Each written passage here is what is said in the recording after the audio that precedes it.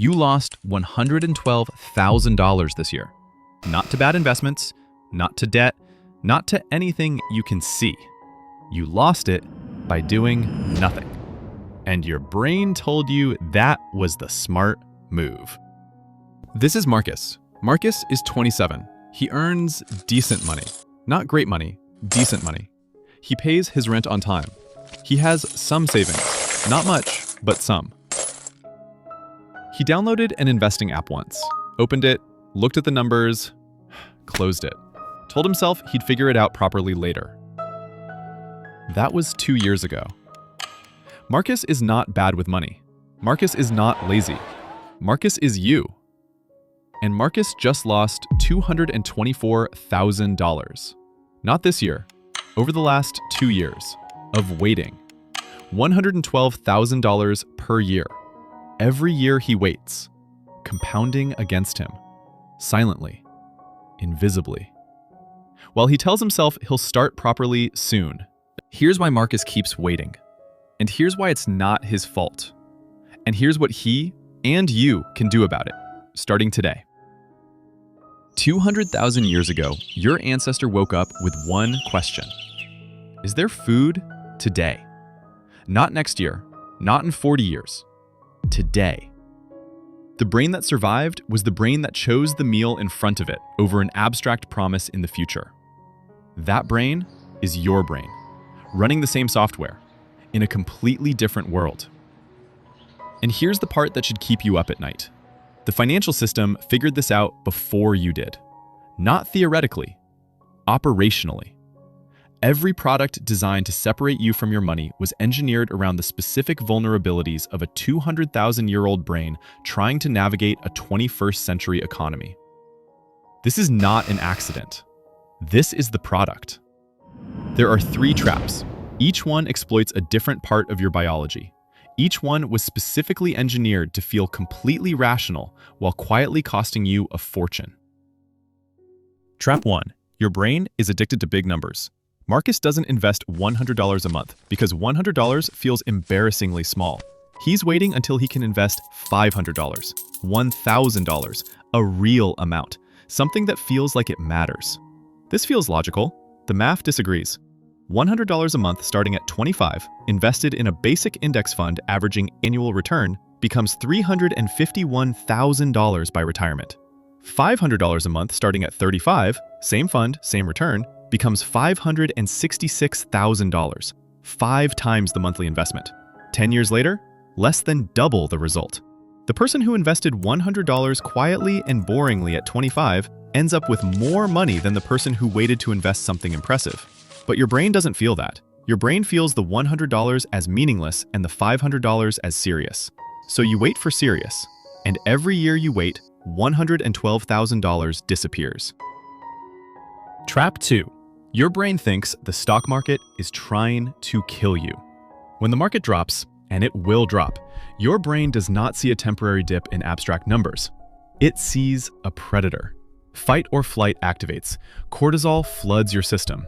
Every survival instinct screams the same message. Get out. Get safe. This is dangerous. So people wait. They wait for the market to stabilize before they invest, which means they wait until prices are high. Then they sell when prices drop. Buy high, sell low. The exact opposite. Trap 3. Your brain believes debt is danger. Marcus has a student loan, 3% interest rate, fixed, low, manageable. But every month when he looks at that loan, his brain doesn't see a 3% liability. It sees a threat, a thing following him, a weight he needs to eliminate. So he pays it off instead of investing. Gets safe first, builds later. This feels responsible. The math disagrees again. If his index fund returns 8% and his loan costs 3%, every dollar he sends to the loan instead of the market costs him 5% per year in lost returns. He is paying 5% annually for the feeling of safety, which is a real cost with a real number that compounds against him every year for as long as he makes that decision. The financial system designed the product that creates this exact dilemma. Low interest debt, too dangerous to ignore, too cheap to urgently eliminate. sitting in the exact psychological sweet spot that keeps you from investing while feeling virtuous about it. That is not a coincidence. That is a feature. Here is the twist.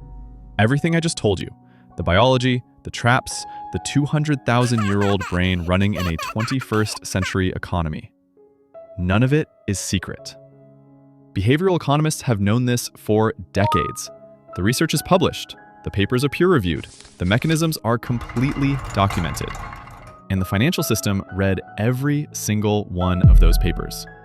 Not to help you, to design better traps. The trap is not your biology. Your biology is just the lock. The trap is that someone spent billions of dollars building the perfect key. So what does Marcus do? He stops making decisions. I know that sounds wrong. Stay with me.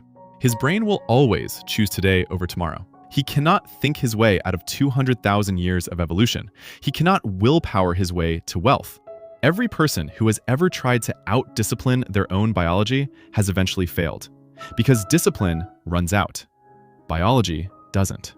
The only reliable solution is to remove his brain from the equation entirely. Not once, permanently. Here's what that looks like in practice. The day Marcus gets paid, before his brain sees the money, before the ancient calculation runs, before today feels more important than 40 years from now, the money moves automatically. Direct debit, index fund, same day as payday, every month. He never sees it.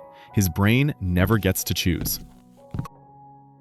The decision was made once, by the version of Marcus sitting here right now who understood the math. And then it runs on autopilot, forever. This is not a clever trick. This is the only thing that consistently works. Automate the right decision and stop trusting yourself to make it manually. Marcus didn't fail because he was bad with money. Marcus failed because he kept asking his 200,000-year-old brain to make a 21st century decision. The moment he automated, the moment the $100 moved before his brain could object, the $112,000 started growing back. Not because Marcus got smarter, because Marcus got out of his own way. Your brain is not broken. It is running the exact software it was designed to run. The problem is the system figured that out before you did and spent 50 years building products around your weaknesses. The only move left is to stop playing their game manually. Automate the boring decision, make it once, then get out of your own way. Same as it ever was.